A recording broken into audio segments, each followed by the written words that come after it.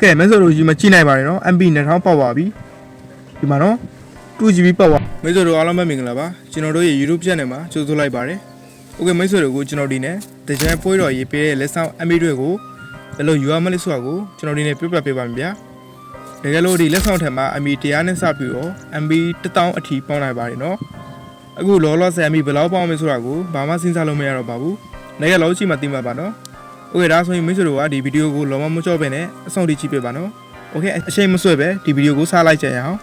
အဲဆိုမိတ်ဆွေတို့ကကိုဖုန်းထဲက message application ထည့်ကုန်ဝင်လိုက်ပါနော်ဝင်ပြီးတော့ဒီအပေါ်မှာကိုရှော့ရှော့လို့ရေးလိုက်ပါကိုရှော့ရှော့ရေးလိုက်ပါနော်โอเคရေးပြီးတော့ဒီ message မှာကြတော့ TG လို့ရေးလိုက်ပါနော် TG ကကြတော့စကားလုံးအကြီးနဲ့ရေးရမှာနော်အကြီးနဲ့ရေးပြီးတော့ကို MyDel SIM ကတ်ကိုရွေးလိုက်ပါနော်ရွေးပြီးတော့ပို့ပေးလိုက်ပါโอเคပို့ပေးပြီးတော့ခဏဆောင်ရမှာနော်အခုကျွန်တော်က MB ဘယ်လောက်ပေါက်မယ်ဆိုတာကိုကြည့်လိုက်အောင်မယ်နော်ကျွန်တော်လည်းမသိတော့ပါဘူးโอเค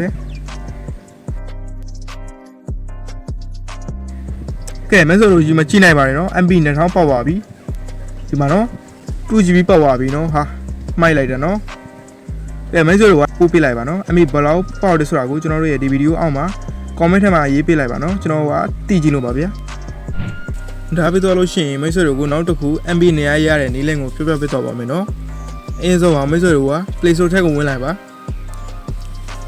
Okay Play Store ထက်ကိုဝင်ပြီးတော့ဒီ search bar မှာနော် my id လို့ရိုက်ချက်လိုက်ပါ sorry နော် my id လို့ရေးပြီးတော့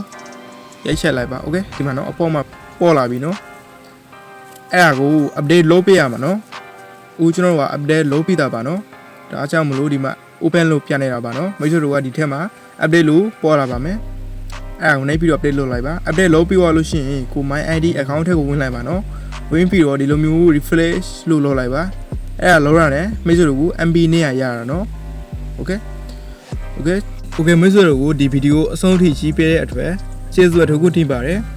နောက်ကျွန်တော်ဒီ channel အတန်းဖွင့်တာပါဗျာ so မိတ်ဆွေတို့ကို